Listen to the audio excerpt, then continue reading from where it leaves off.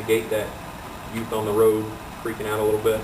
Well, I think that what has helped this team is going out to Oregon State and playing on the road, and then you feel like you have enough seniors on offense where you're strong enough on offense, where you have enough talent, where older guys, where they understand going to play on the road. We've lost 10 straight road games within this conference, so we need to do something on the road. We need to play a lot better, do something different, something. What does it take? This may sound like a silly question. What does it take to win on the road? What are the extra things that maybe aren't quite as important in other situations? You have to play well on defense. You have to play well on defense, because what the defense does, it allows you to take the crowd out of the game. Because if offensively we jump out there and they stop us and then they get fired up and then we God forbid, and hope it doesn't happen. You turn the ball over, then all of a sudden then you really get them going. But if the defense can go out and make some stops, then it just helps the whole team. Then the special team goes and plays well. If you look at that Oregon State game, we get down 34-14. And then all of a sudden the defense goes out and gets a stop, and then we punt the ball, and I think the ball ends up on like the 1 yard line, and then they couldn't drive it, then our offense gets and goes and score. Then we punt the ball down there again, our offense gets and goes and score. But it's so critical for the defense to go out and play. And we know we're playing against an outstanding offense this week, so it's going to be a really good challenge for us. Can you talk about the development of Dominique at QB? I know he's only averaging about 2 yards a carry, but what have you seen from him that you like or that he still needs to work on in that position?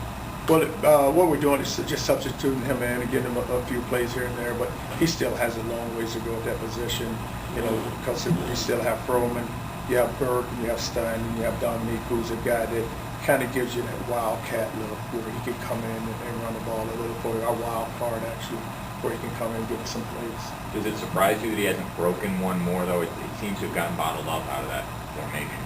It's hard to break him now. You're playing against good defenses. I don't know if he's Cam Cameron yet. Or Cam Newton. Not Newton. He's past Cam Cameron. He's not Cam Newton yet. Coach, why is it that a lot of guys with defensive backgrounds, when they become head coach, their offenses tend to be characterized by a strong running game? Wannstedt is kind of the same way since he's been at Pittsburgh. Defensive coaches feel like the first thing you have to do is go stop the run. You have to stop the run. And you just feel like that if you allow a team to run the ball against you, they're saying that they're tougher than you. So the first thing you do is you want to stop the run. And when you have a good running back like Bilal Powell, you want to see how much he can really run that ball. So it's more about just being physical and just the whole mentality where you talk to your team about we're a physical football team.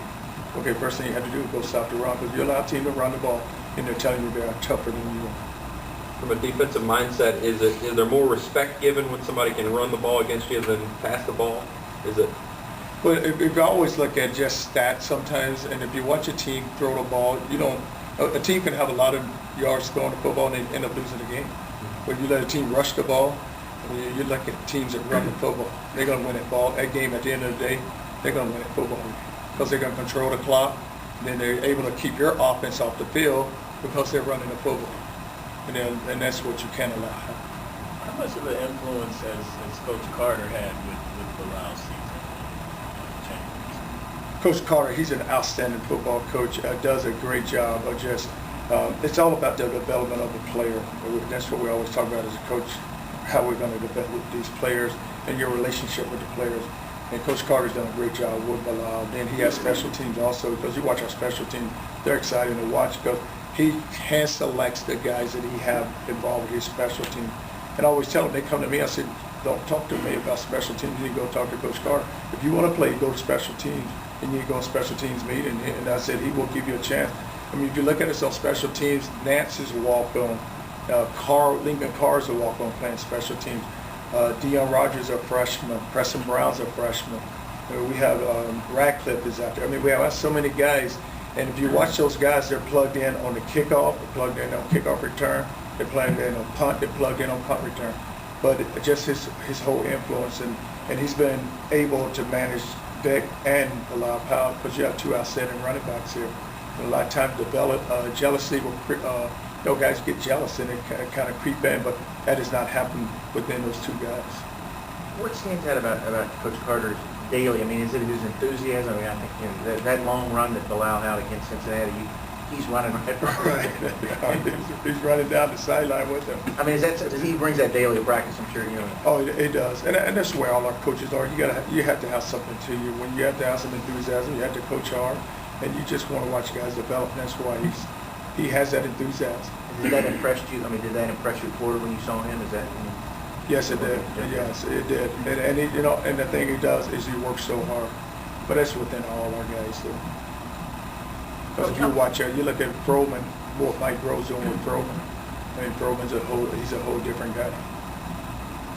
How tight is this team? I mean, you see when Mr. Everything there, Beaumont scores, and everyone jumps on him. Every guy on the team is running down the sideline cheering him on. And you see the same thing whenever there's a big run from Powell. I mean, it seems like these guys, every single guy in the room is pulling for every other guy in the room. That's not common. Oh, it is a coming, but it has to be built within the team, and it has to be. You have to have wins, which we're winning, and these guys have to be committed. I always talk about respect and trust. Do you respect the guy next to you? Do you trust the guy next to you? And I always tell them, guys, once we develop enough respect and trust for one another, then you can become a good football team, and then you'll start caring about guys. I said, you don't care about a guy right now because you don't respect that guy, you don't trust that guy. But once that happens, you're going to become a good football team. Anything else? All right. Thank you.